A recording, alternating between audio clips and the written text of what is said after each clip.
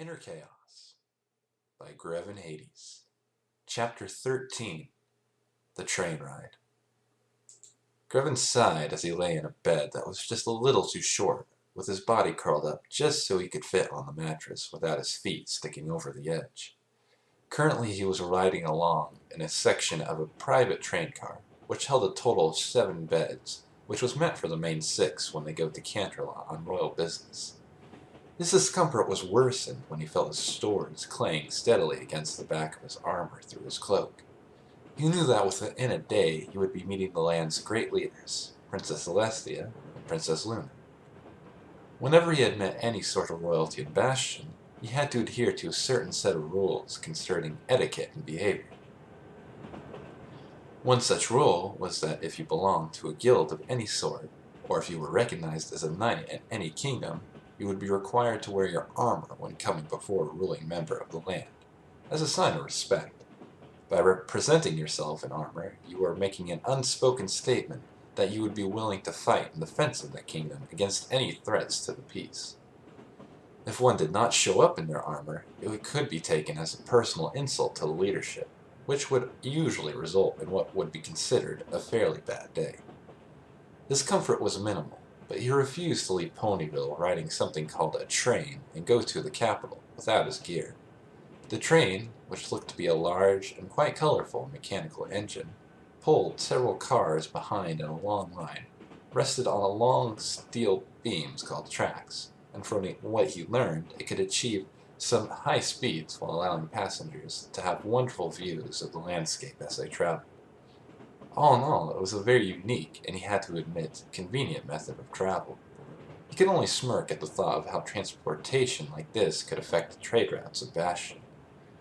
He shifted his shoulders once more, in an attempt to make himself more comfortable while he thought about how his situation had reached this point. It all started 2 days after his welcoming party at Ponyville. He was preparing for his daily routine just after returning from his usual training in the orchard, his thoughts going back to everything that occurred over the last few days. His nerves were still a little on edge due to the orange mare Applejack, while still being good-natured about it, had managed to get him fairly flustered the day before. She had joined him in the pond while he was cleaning himself up, and refused to leave the water until he did first. He had managed to use the shirt he was washing as a makeshift cover, as he did his best to climb out of the water, without allowing her to see him, and for the most part he thought he had succeeded until the mare had trotted up to him afterwards, gave him a small, friendly bump with her hip, and commented on how he had a cute flank. Needless to say, he wasn't very happy about what had happened, and despite the blush on his face, he was able to tell her as such. As the day progressed and the two made their way into the orchard, he would hardly speak to her, nor look into her eyes. He wasn't rude towards her, nor did he yell, but he wouldn't engage in idle chat either. Near the end of the day, as the sun was beginning to set, she finally had enough, and with the use of her strong legs, she was able to shove him back against the tree, and then hold him there long enough to get her thoughts out. He recalled how he felt the light pressure of her forehead on his chest as she looked up at him with sad green eyes and drooped ears. He could have easily pushed her back, but he couldn't help but feel concern over how upset she really was. And to be honest, he hated seeing her in that state, so he allowed her to speak. For a few moments, all she did was look up at him, and then finally, she averted her gaze while taking a small, steadying breath. "I apologize. It was downright low of me to jump into that water with you, and I knew you were completely uncovered. You trusted me not to peek at you, and I violated that trust. I want you to know that I was hoping to get you to relax a bit, maybe have a splash fight, enjoy a small swim. That's it. Everything else was just me trying to tease you. I didn't even think about looking past the waterline, and I didn't peek at you when you climbed out of the pond."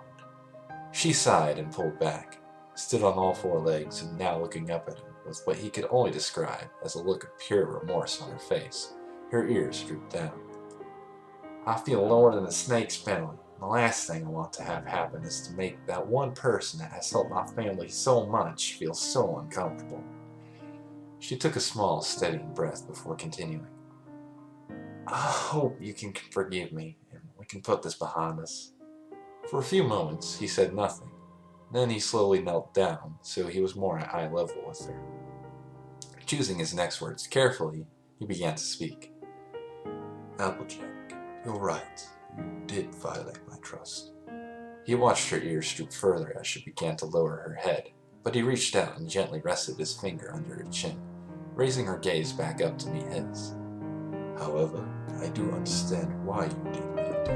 I understand that I'm not exactly the most open person in the world, and I understand that you were just trying to get me to relax and open up. He watched her carefully as she sat on her haunches, while he pulled his hand back. I appreciate that you want me to become more open and relaxed, but please understand, due to my past experiences, I tend to keep myself very guarded. I play things close to the chest, and it takes me a long time to adjust to new people, ponies, and experiences. I want you to know that I appreciate everything you, your family, and your friends have done for me, and I hope to someday repay them. All I ask is for continued patience with me, and perhaps I will open up over time more. She nodded as her ears returned to their normal position, a small look of relief returning to her eyes, as well as something he couldn't quite identify. So you accept my apology? He nodded. Of course. Let's just put this behind us and move on. It'll be as though it never happened. He mentally cringed, noting that this was the second time in less than a week that he had said that. She grinned and nodded. Sounds fair to me. She took a few steps back, waiting for him to walk with her back towards the main farm, and as he did, she would playfully bump his hip with hers in a light-hearted pushing move. He had thought that was the end of the drama for the day, but then when he was helping Applejack prepare dinner, there had been a series of knocks from the front door. Applejack left him to cook up the various veggies they had decided on for the evening, and soon returned with Twilight coming up right behind her. He had glanced over his shoulder and greeted the lavender mare, only to have her give a quiet, polite reply, and look down, her cheeks turning red as she did. He knew she was feeling conscientious about what had occurred before, so he decided to try and ease her fears by pulling a third plate from the cupboard, and insisted that she stay and join them for dinner. He had noticed that Applejack quickly hid a small scowl on her face when he had invited Twilight to dinner with them, but he paid it no mind. Eventually Twilight agreed, and after a while, she had perked up and told them what had brought her to the farm so late in the evening. Princess Celestia and Princess Luna had requested his presence in Canterlot next week. He had only a couple of days to prepare before they left. She also told Applejack that the others were invited to come as well, which did make for him feel a bit better about the whole thing. If he was going to have to present himself in the capital, at least he would have good company with him. He was curious as to why it was just now that they were requesting to meet him. He found it odd that the two would wait so long, considering his abilities and his abrupt arrival to the land. Twilight simply smiled and shook her head, telling him that she had actually been keeping tabs on him for the princesses through her routine letters, and that they had waited till now most likely because of his actions in helping the CMC in Fluttershy that first day. She said that they wanted to give him time to get used to things before putting more onto his plate. While he found it odd, he did accept the explanation and let the subject drop. 2 days, and several tutoring sessions with all the main 6 later, he found himself in the very front of the passenger car he was riding in, now surrounded by the bearers of the elements of harmony. At first he was worried about Twilight feeling awkward around him, but he found himself surprised to see that she had indeed cheered up, and would even talk to him and make eye contact with him. A sudden shift in the tilt of the car pulled Grevin from his thoughts. He took a moment to realize that the train must have begun its climb up the mountains while en route to Canterlot. He shifted his position once more as his thoughts moved to the conversation he had, before making his way to this car before the others. He had found himself a seat, and the moment he settled himself, he found himself surrounded on all sides. Twilight teleported herself into the seat to his left, while Applejack sat herself on his right, both sitting a little too close for comfort. Rarity sat herself down across from him, along with Fluttershy, while Rainbow Dash and Pinkie Pie spent their time across the aisle, staring out at the passing landscape.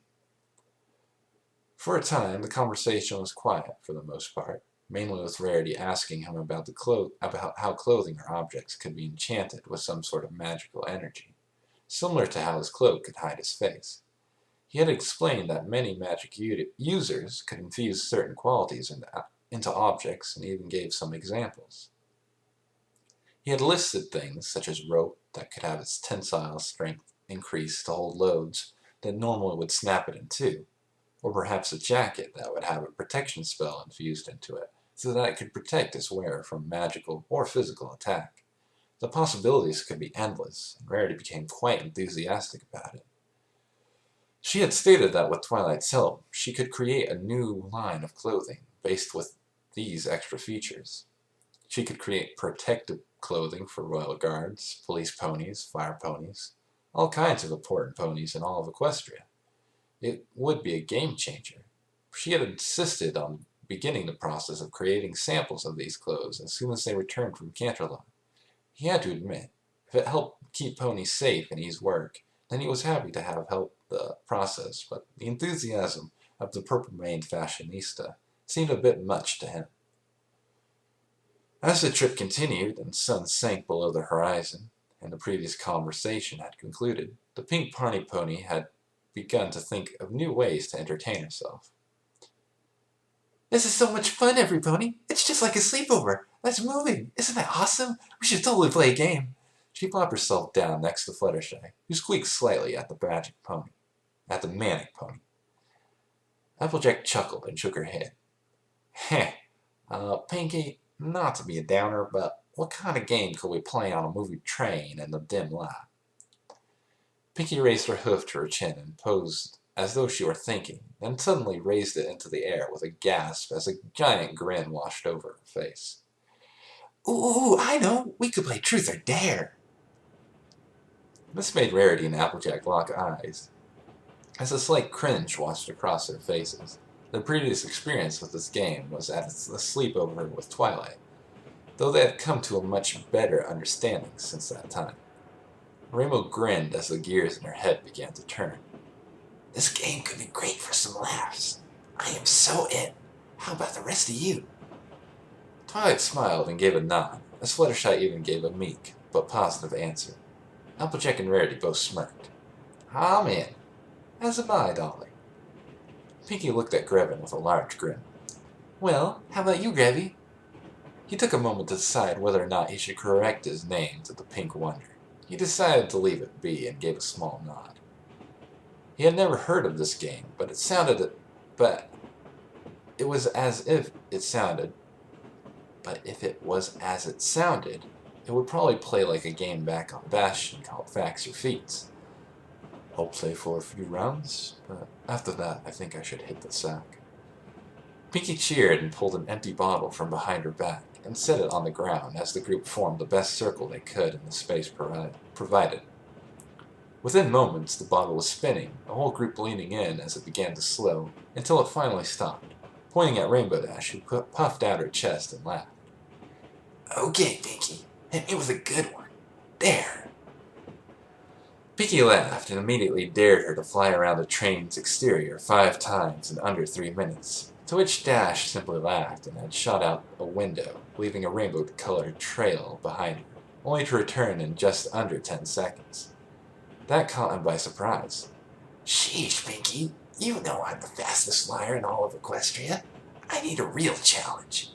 Okay, it's my turn." She spun the bottle, and moments later, it had stopped, this time pointing at the purple-maned fashionista, Rarity. She flicked her hair away from her eyes and smiled. "There's no way I'm going to try to do a dare you suggest, Rainbow Dash. I'll take Truth." Rainbow snickered and narrowed her eyes. "All right, then. Tell us how you feel about your favorite helper, Spiky Wikey." Rarity paused, her eyes widening as her cheeks began to redden.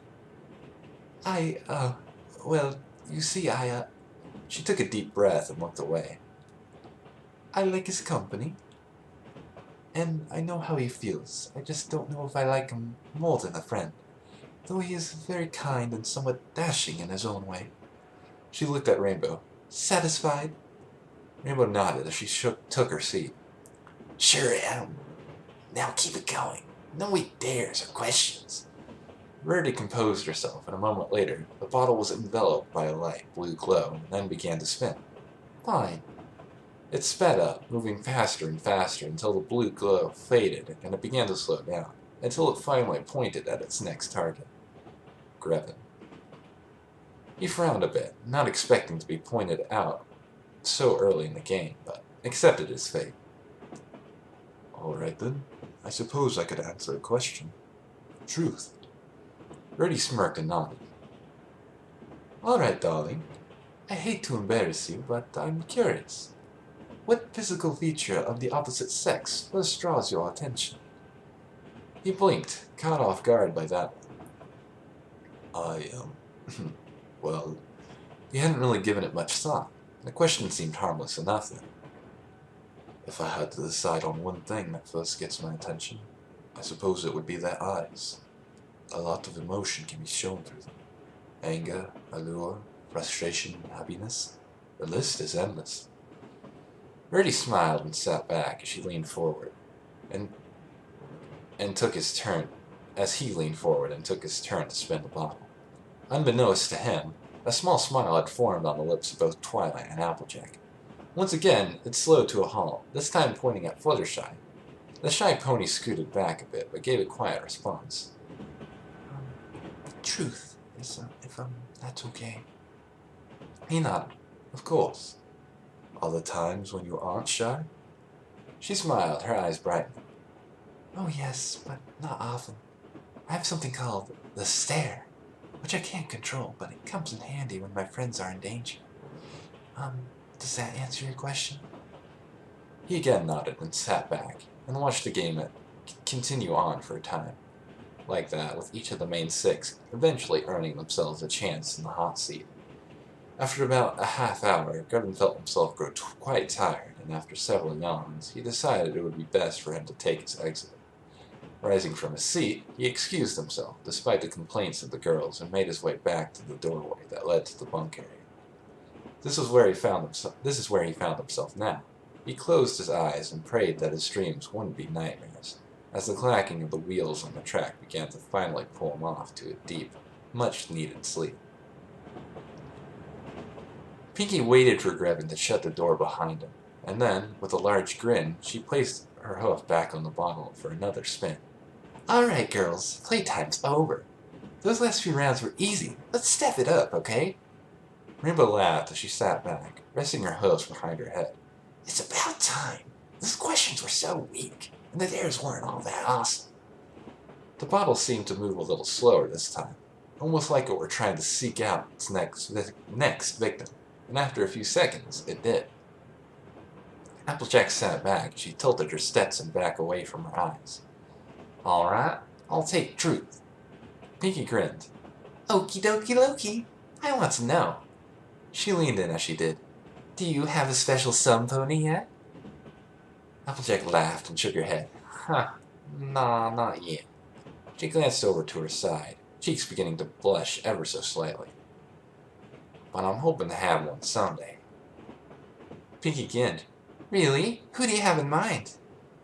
Applejack laughed as she shook her head, her relaxed nature returning as quickly as it left.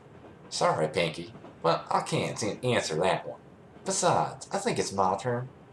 She gave the bottle a strong spin and watched it as it went round and round, finally closing in and settling on Rarity. Oh, well, all right. I'll go with truth, darling. Applejack smirked. All right, then. Have you ever given Spock a kiss? And I don't mean one on the cheek, neither. Rarity blushed and looked to the side, stammering a moment before answering. Well, yes, I have. Twilight's eyes widened. What? Rarity smiled sheepishly. I know, it's scandalous, but I couldn't help it. He's always been so nice and helpful to me. And then, when we were in Canterlot, he was such a gentle colt, showing me around, helping me with designs. Well, one night, I just gave him a small kiss, as a thank you. Twilight nodded slightly. her concern for Rarity kissing Spike being ignored as her thoughts took her in another direction. Spike, a baby dragon had been given his first kiss before she had been given hers. She couldn't believe it. Her ears drooped as she began to think that she may have missed her only chance. She was so wrapped up in her thoughts that she didn't see Rarity take her turn to spin and that the bottle had landed on her. Her thoughts were interrupted by Applejack lightly elbowing her side. Toi, you okay, Sugar Cube? Twilight pushed her thoughts down and put on the best smile. Oh yes, absolutely. Truth. Rarity smiled. All right, darling. We all know you spent quite a lot of time in Canterlot. While you were there, did you ever date a god? Maybe even have a few evenings of fun with one? Twilight sat there shocked a moment before laughing as she shook her head. No, never. With shining armor in the barracks, none of the guards dared to try date me. Sure, some of them were cute, and they were all nice to me, but never anything like that. Rarity frowned. Oh, darling, that's so dull. If I were you, I would have gone to the barracks and found myself a nice starling who could show me all over the city and the palace. Even introduce me to the elite of the elite in Canterlot. Rainbow just laughed as she sat back on her haunches. Rarity, all you ever want to do is rub elbows with the elite of Canterlot. Well, of course, darling. Fashion can only be spread through those in high places. Twilight rolled her eyes and allowed her magic to envelop the bottle, spinning it once more as it finally stopped, pointing at Rainbow Dash. Okay, Rainbow. Truth or dare? Dash smirked and narrowed her eyes. Truth! And don't hold back. This game needs to be a lot more awesome. Twilight smirked. Alright then, how's this? If you could spend one night with a celebrity and do anything you wanted with them, with no regrets, who would it be and what would you do? Dash laughed as she took to the air once again. Now that's more like it, but that's easy. How would you Soren from the Wonderbolts? He is so cool. And cute. Applejack grinned. Well, that's all fine and good, Sugar Cube, but what would you do with him? Rainbow gave a sly smile as she landed back in her seat, her wings still pointed up. That's easy.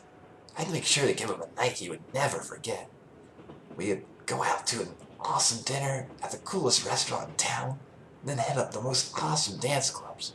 And then, when we went home, I'd make sure he'd have a night he would never forget. After all, he's a Wonderbolt. He has to be real strong, agile, and has to have lots of stamina. By now, all the ponies had a blush on their faces, the realization of what their friend had implied causing their thoughts to race. Rainbow didn't give them much time to recover, though, before reaching down and spinning the bottle once again. Alright, let's see who's next. The bottle eventually landed on Fluttershy, who tensed a bit, her cheeks still red from what Dash had said. Oh, come on. Fluttershy let out a squeal and closed her eyes. There! Rainbow grinned as her eyes narrowed. Alright, this one's going to be a good one. I dare you. She leaned in and put a hoof around Fluttershy's shoulder. To go into the next room.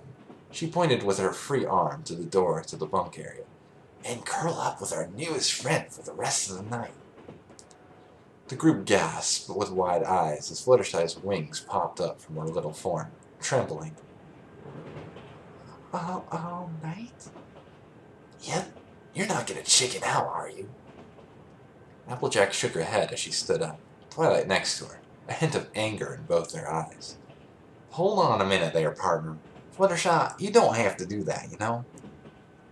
Twilight nodded. Rainbow, give her another dare.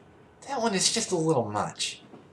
Fluttershy rose to her hooves and moved forward, towards the door, her wings still standing up straight, a small look of determination in her eyes. Well, no, it's alright. I'll do it. The rest of the girls all watched as the cream-colored mare made her way to the doorway. Little did they know that this actually was something she had secretly thought about since the night of his arrival in Equestria. In her mind, it made sense, really. He had saved her from death, and from that moment forward, she couldn't help but feel a small crush for the man. He was a hero. Her hero. While she had a feeling that the crush would never be returned, she could still enjoy his company. If she had to do something like this with anyone, she was glad it was with him. She felt safe around him. She opened the door and made her way inside, her gaze soon finding him in the back of the car, laying on his side, his feet sticking out over the edge of the bed, his eyes in a relaxed state.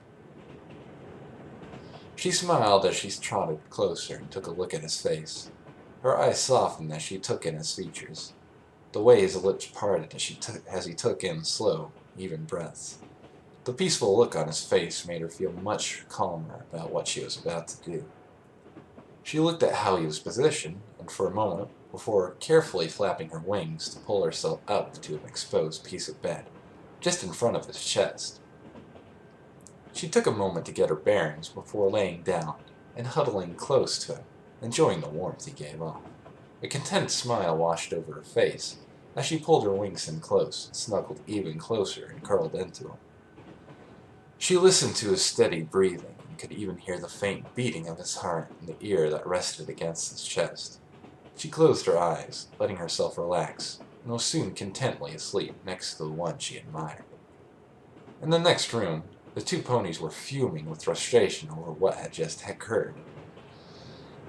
The one they liked was in another room, alone, with a mare who they were completely jealous of.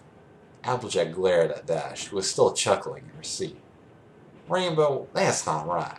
Griffin will wake up and either be so upset with Fluttershy, or he'll scare the daylights out of her when he wakes up." Twilight nodded. "I agree. It will end up like a mean prank." Pinkie laughed and shook her head. "No, it won't. Griffin will do anything like that to scare Fluttershy. He's too nice." Rudy smirked. "Really, darlings, it won't be that bad. Griffin will probably wake up confused, and Fluttershy will explain things, and that will be the end of it." The two mares frowned, but slowly sat down, while glancing at the doorway behind them, a similar thought running through their minds. They didn't want to reveal their feelings quite yet, so they kept the majority of their protests silent. Pinkie smirked as she reached for the bottle once again. "Oh, I have a good one. Can I spin now?" The group agreed to continue their game, but after a few more rounds, Twilight took the opportunity to fake a yawn and stretch her legs out, effectively interrupting the party. "I'm sorry, but I think it's getting late. I think I'm going to go get some sleep. I want to be my best for when we see the princesses tomorrow, you know?" She quickly moved to her hooves and started to make her way back to the sleeper car.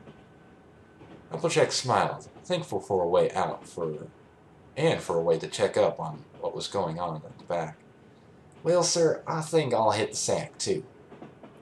She quickly fell into step behind Twilight, while Pinkie just smiled and tossed the bottle into a trash can behind her, as the rest soon fell into step.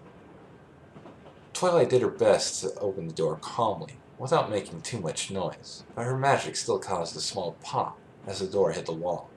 She quickly darted in and looked around frantically, while Applejack moved past her, her gaze already set on the two figures in the back, cuddled together, sleeping peacefully. Rarity let out a small sigh as she hopped up onto one of the bunks and levitated her eye mask out from her luggage. "Well now, that's absolutely adorable." Rainbow snickered as she flew over the two and then over to her own bed. "I have to give her credit. I really thought she would chicken out." Twilight grumbled as she climbed into her bed, while Applejack simply jumped into hers and turned herself so she could still watch the two for as long as possible. A few moments later, Rarity snuffed out the only two candles in the room, leaving them all in darkness. The next morning, Griffin took a slow breath as he felt himself begin to wake, the now familiar clacking of train tracks grating his senses as he felt the haze of sleep begin to leave him. He kept his eyes closed, enjoying the soft warmth of his bed, letting his arms wrap around his pillow, pulling it against him, hoping to get a few more hours' sleep. He smiled slightly, feeling the pillow's warmth against his chest. It was pretty nice when he snuggled close enough to put its arms around him and nuzzle into the side of his neck. His breathing paused as a singular thought ran through his mind. Why was his pillow snuggling in and hugging him? He slowly opened his eyes as they adjusted to the light, and he found a mass of pink mane under his nose. She wouldn't. There's no way she would. He began to lower his gaze, taking note of the cream-colored coat and butterfly cutie mark of the mare now using himself as a teddy bear. Fluttershy. He felt his pulse quicken as the nightmare he had a days before returned to his mind in force. He took a slow, even breath as he turned his head, bringing her face into view. Her eyes were closed, and there was a gentle, content smile on her face that seemed to grow as she snuggled further against him, effectively using him as a sleeping mat. He blinked, taking in the sight, and he couldn't help but reach out a hand and push a small strand of pink mane away from her face. He had to admit it was cute, very cute, but he didn't like the idea of being caught in this position. Slowly, and ever so gently, he reached his hands under his shoulders and began to try and push her off him, without disturbing her. At first she grumbled in her sleep, but soon settled as she began to maneuver herself out from under as he began to maneuver himself out from under her. He slowly shifted her off him and was beginning to slide out, just far enough so that he could put his feet on the floor, when a loud gasp caught his attention and threw off his balance. "Good morning!" Pinky shouted just to his right, a manic grin and bright smile plastered on her face. "Go!" Grevin fell back to the floor, hitting the back of his head with a solid thunk. Unfortunately, at the same moment, he tried to grab onto the nearest item to catch himself, and Fluttershy was pulled atop him in the fall. The cream-coated mare, jolted from her sleep, could only to find herself atop Grevin in a rather awkward position, her legs straddling him at the waist and her chest, her forehead pressed into his, looking into his eyes. Her wings popped up as she squeaked, "Oh my." She quickly pulled back and flapped her wings, lifting off the groaning man, who, as soon as she was airborne, had turned onto his side and sat up. Damn it. He glanced around and sighed, deciding once again to watch his language. That sounded so weak. He turned to look at the rest of the main six, taking note that Twilight as well as Applejack were glaring daggers at Rainbow Dash and Pinkie Pie, who were both on their backs laughing. Alright, anyone care to explain why the hell I woke up with Fluttershy in my bunk? Fluttershy swooped down and gave him her best apologetic look with her soft cyan eyes that seemed to shimmer on the edge of tears. I'm sorry. It was just a part of a game, honest. He quickly rose to his feet, crossing his arms. A game? Are you referring to the particular game that was played last night? She nodded as she landed and sat on her haunches. Well, yes. You see, Rainbow dared me to come in here and sleep beside you for the evening. You can't turn it down if dares in that game, well. You're not mad, are you? She looked down at the floor as she lightly circled the ground with her right hoof. He pinched the bridge of his nose and took a slow, calming breath. No, I'm not angry, just caught a bit off guard, that's all. He reached down and placed a light, reassuring hand on her shoulder. She smiled sheepishly and nodded. Okay, if you say so. He looked out the window, noting that the once distant city of Canterlot was just now looming, coming closer and closer. Well, it looks like we're almost to the city. He adjusted his cloak over his shoulders and reached back, pulling his hood up, enveloping his face in shadow. Better get ready, everyone. Pinky smirked and stuck out her tongue. You mean every pony? Grevin threw his pillow at her as she giggled and ducked out of the way. Scene change. Canterlot. Late morning. The train had arrived with relatively little difficulty, and the group was met, the moment they left the train car, by a group of 4 royal ponies. They approached the main six as they were gathering their saddlebags, and the one in charge, a unicorn with a brown coat, white mane, and blue eyes, approached Twilight with a smile on his face. "Hello, Miss Sparkle. My name is Lieutenant Spearhead. The captain asked us to escort you, your friends, and our newest guest to the castle when you're ready." He glanced around a bit. Where is our newest guest?" Grevin slowly stepped down from the train and shifted his sword on his back. Checked the blade on his hip, and then slid the strap of a new pack onto his shoulder. He reached up and gave his hood a small tug, making certain it still covered his face. He slowly walked up behind Twilight, keeping his hands open and at his side so he wouldn't catch the guards off balance. Spearhead's eyes widened as he watched the tall figure approach, his gaze moving from the shadow-covered face to the armor on his chest, then hands, and finally legs. He took a small step back and looked at Twilight, who had a small smirk on her face. Is this our new guest?" Twilight nodded as Grevin slowly stepped around her, stopped, standing next to her. "Sure is. Gentle colts, allow me to introduce Grevin Hades." Grevin slowly brought his hands together and gave a slow, partial bow before speaking. Greetings, Mr. Spearhead. I want to thank you for allowing me to enter your fine city. I give you my word that I will do my best to respect your rules and customs while I'm here." Spearhead stood there, shocked for a moment before slowly nodding. "All right, I thank you for that." He took a moment to compose himself, then cleared his throat, drawing the attention of the group. "All right, every pony, gather your things. We are going straight to the castle with no stops. We're sticking to the more isolated routes until the princesses decide it's safe for our guests to take the regular streets. All right, let's go." The group made their way through the city, sticking mostly to the outer edges and alleyways, drawing as little attention as possible. After about an hour or so of traveling, they finally reached the tall, majestic outer walls of the castle. The guards led the small group through a secluded side entrance and then through a beautiful garden that was lush, with all manners of flowers and trees. Eventually the group found itself in the main foyer of the castle, just outside the throne room as they walked. Grevin couldn't help but feel impressed at the sheer size and beauty of the entire castle. The stonework was smooth and the ornate tapestries were beautiful. He had never seen anything like it. He took in his surroundings as best he could, noting that they were fairly high up on the cliffside on which the city was built. He noticed that there were towers which all sat higher than the main chamber, which he assumed were royal bedchambers, and guest quarters.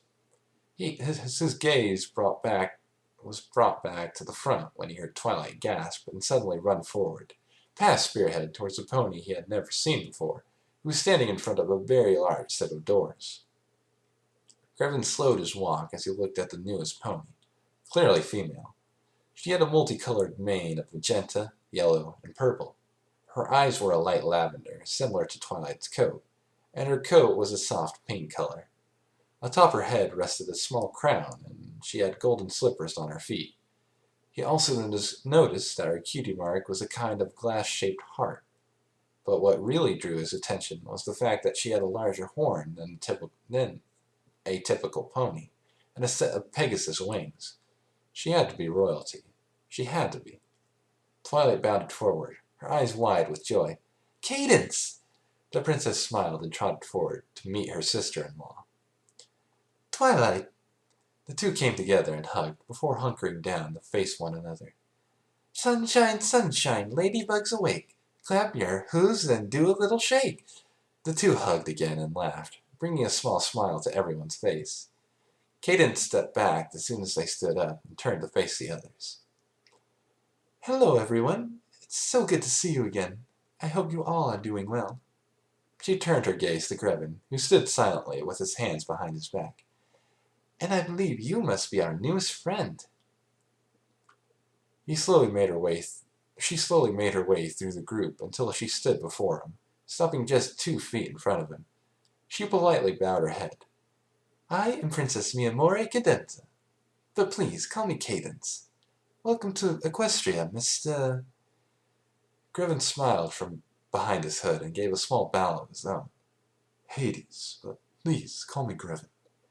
Thank you for allowing me to come and visit your fine capital. Cadence shook her head with a small laugh. Actually, that wasn't my doing. I'm still glad you came, but Celestia Luna requested you specifically. She turned her head to the others. Actually, that's why I'm here. She told me that they wished to speak to Grevin alone, and I've been asked to take him to the Stone Garden, and then take the rest of you all to a banquet hall for some lunch. Applejack frowned as she stepped forward. Princess, not to be rude or nothing, but is that a good thing? Grevin has no idea where anything is here. What if he gets lost or something? Cadence smiled and shook her head. Not to worry, the princesses will meet him shortly. They just have to take care of some other business beforehand. The garden is always guarded, and it's close to the throne room. She turned to face Grevin once more. You don't mind, do you? Grevin shook his head as he returned his hands behind his back. Of course not. I understand that running a kingdom is very taxing, and it keeps rulers busy. I will wait as long as I'm required to. Cadence smiled and nodded. Thank you. Please follow me. Spearhead, you and your squad are dismissed. Thank you for your time. He nodded and gave a small salute, before turning and walking off with the rest of the guards. She then turned and led the group through a few hallways before stepping outside into what Grevin could only describe as a massive display of exterior art. The sculpture garden was quite large, with all manners of flowers, shrubs, and hedges, all lined with smooth marble paths that led to all manners of beautiful stone statues. Cadence turned and smiled at him. Please, feel free to look around. Some pony will come and find you when it's time to meet the princesses. Very well. Thank you. He began to step around his friends, but found his hand being pulled back. Glancing down, he saw a small, light purple glow enveloping his hand. Looking to Twilight, he could see a small look of worry in her eyes. Twilight? She sheepishly smiled as she let go of his hand. Sorry, I just want to tell you to be yourself around the princesses. They are very nice and kind, so don't worry about anything, okay? He nodded and turned, giving a curt nod to the group. I'm sure I'll see you shortly. Enjoy your lunch. As the group left, he turned and made his way through the various stone statues, taking note of just how intricate the detail was on many of them. He came across a older-looking unicorn with a large beard and a unique hat, most likely a wizard of some sort. He eventually found a small title plaque, which read, Star-Swirled Beard. He continued on his path, pausing when he saw a rather unique-looking statue several feet away from him. From a distance, it seemed quite unique, so he made his way over to it, and after a few moments, he found himself standing in front of what he could only describe as the most lifelike piece of stonework he had ever seen. The interesting thing was that it was a mismatch of various animals thrown together into some form that he had never seen before. He quickly looked around for some sort of title plaque, but found nothing. He took a moment to look at the expression of the statue's face. It was clearly afraid of something, appearing to be crying out with wide eyes. He couldn't help but notice the artist's work on the different body parts, making this creature something that is so abnormal, so chaotic, that it would be by its very nature disruptive. He could relate to that. By him just being alive, many terrible things had occurred in Bastion. He could only hope that his time in Equestria wouldn't be the same. Shrugging his shoulders with a small sigh, he turned and began to walk to the next stone statue. After about a half hour of wandering the garden, his attention was drawn by the sound of someone clearing their throat behind him. Turning, he found himself facing a male unicorn in a military uniform. His coat was white, his mane 2 different shades of blue, and his eyes were a light cyan color. His cutie mark was a shield that seemed to have a symbol on it that was similar to Twilight's cutie mark. Are you Mr. Hades? Grevin smiled and nodded. I am, but please call me Grevin. Mr. Hades is far too formal. The unicorn smiled. Very well. My name's Shining Armor. I'm a captain in the Royal Guard, and I've been asked to escort you to meet the princesses. He took a small step to the side and pointed to the path leading back into the castle. Would you please follow me? Of course. Grevin fell into step next to Shining Armor, who led him back through the castle halls to the foyer with the large golden doors. Shining glanced at Grevin, taking in just how tall he was, as well as how easily he walked while being on 2 legs instead of 4. So, you've been in Ponyville since you arrived, right? Yes, the ponies have been very kind to me. They've given me a place to stay, food to eat, even clothing. Shining Armor smirked. That sounds like they're a great bunch. Grevin smiled and nodded.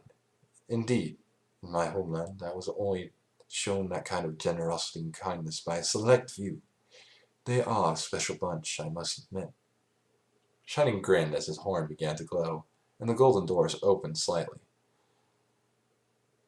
I'll have to make sure to tell them that. I tend to believe that if some pony gives a compliment about another when they aren't there, then they need to be told that. Otherwise it does no good. He cleared his throat a bit and nodded to the now open door. The princesses are waiting for you. Perhaps I'll meet you again. Perhaps so. Grevin nodded and turned, crossing into the large throne room, only pausing as he heard the door close behind him. As soon as it shut, he allowed his senses to take in everything he could about the room, and the first thing that hit him was just how vast the room was. The ceiling was tall and ornate, painted with a mural with vivid images of what he could have to guess were various ponies throughout history. The windows were stained glass, all of which told stories of the past. The room was bright and warm, despite being so open, and he could see various guards on a balcony and by the windows and the doors. The floors were pristine, white, with a long red carpet leading up to a set of stairs where 2 large thrones sat.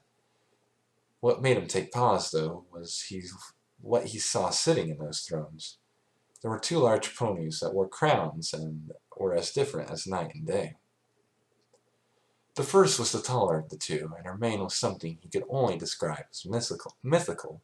It was blue, pink, and green, and it was ever-flowing yet still. Her coat was smooth, bright white, and her eyes were a soft pink. She had a golden crown, chestplate, and gold-plated hoof coverings. Her cutie mark was a bright symbol of the sun. The second had a dark blue color, and the mane that he could only describe as a celestial body, flowing and sparkling with stars. Her crown was dark, as were her hoof coverings and chestplate. Her cutie mark was a crescent moon, and her eyes were of soft blue. Both of these ponies had large horns and wings tucked into their sides. Grevin began to step forward, slowly keeping his hands at his sides as the 2 ponies rose and watched him approach. As he reached the base of the stairs to the throne, 2 guards stepped forward to meet him, blocking his path. The white pony began to step forward, and when she felt an arm holding her back, glancing to her side, her eyes widened, seeing the serious look on her sister's face. Celestia frowned and leaned her head down. Luna, what are you doing? Luna's gaze never wavered from Grevin as she spoke, in a soft but serious tone. Her eyes narrowed. Sister, I ask that you let me speak first. Celestia nodded, seeing the look in her sister's face. Very well. Luna cleared her throat before speaking. Thou is a guest in our world. You come before us with your face covered and weapons on your person? Grevin nodded and took a small step back before sliding down to a kneeling position with his head lowered. He knew that from past experiences in Bastion that this could be seen as a very serious insult to royalty. He had to correct things before things got out of hand. I apologize if this insulted you, Your Highness. In my homeland of Bastion, when one is brought before royalty, a warrior of a guild or knight status must wear their weapons and armor as a way of showing respect. Luna lowered her arm and perked her eyebrow. Respect? Grevin kept his eyes downcast as he spoke. Indeed, by wearing their weapons and armor, they are stating that if the kingdom were ever to fall under siege, then the person would be willing to fight, and if need be, perish to protect the kingdom. I meant no disrespect. Luna said nothing for a moment, but then smirked and looked to her sister. Tia, I believe he's trustworthy. Celestia smiled and nodded. Mr. Hades, we ask that you please give us your weapons to the gods when you are in the throne room. We give you our word that they will be returned to you when you leave. Rising to his feet, Grevin slowly proceeded to remove his two blades and remove the hidden blades in his gauntlets. He handed them over to the two guards that had walked up beside him. Very well. As the guards returned to their posts with his weapons on their back, Grevin turned his gaze to the two princesses standing before him. He slowly placed his hands behind his back, standing at attention, taking note of the small smiles on their lips. Celestia stepped forward, her gaze piercing into him as if she were looking into the depths of his soul. He hadn't felt a gaze like that on him in a very long time. Grevin, Twilight has written and told us quite a bit about you. She informed us that how you seemed to appear randomly one day, and on that same day, you risked your life to save not only 3 young fillies' lives, but then, within 12 hours, you also saved one of the bears of the Elements of Harmony, Fluttershy.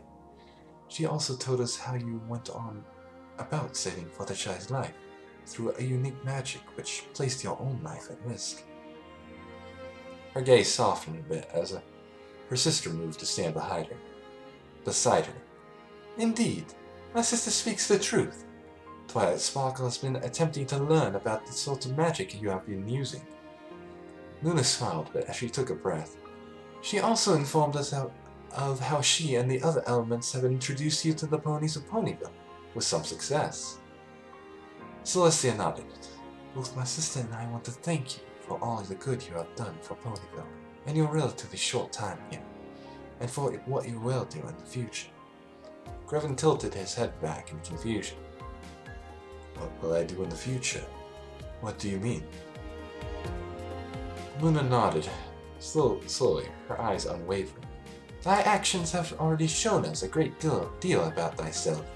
You act without concern for yourself to help others, which tells us that you are likely to do it again, a trait that is rare indeed, and also dangerous.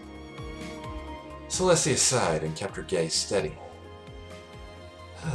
She is also informed us of your troubles involving your homeland and your various frustration about not being able to complete your quest there. Grevin frowned and shifted his weight, crossing his arms across his chest. I have had to find a way to vent my frustrations. I've taken to training in a remote part of Sweet Apple Acres. I don't wish to make any of the residents of Ponyville uncomfortable when I swing my weapons around. Celestia nodded. That is acceptable. We wish to ask you a few questions, that is all. Luna stepped forward. Grevin, let us stop dancing around the subject. Whatever you tell us will stay here. No information will be shared unless you wish it. Do you understand? He nodded quietly. He had a feeling this may happen, and he also had a feeling that he knew what questions may be asked. I do. Please, let's go ahead and begin. I know that you mean me no harm, you are simply looking out for the best interests of Equestria. Celestia smiled. Thank you for understanding. Very well, let's start with the most prominent question. We know that you can use magic, and we know that you're not a human. Exactly, so please, tell us what you are and what you can do. Grevin sighed, looking down. He knew that was going to be one of the questions, but he didn't expect it to be the first one. It was always hard for him to explain just how he came into existence. But then again, in this world of magic, that just might make more sense than Maggot Bastion. Very well, I will tell you about what I am. Please understand that this involves looking back at the past history of Bastion, so I will do my very best to explain. It all begins with 2 races of people, both of whom are very different from not only each other, but also from the people of Bastion.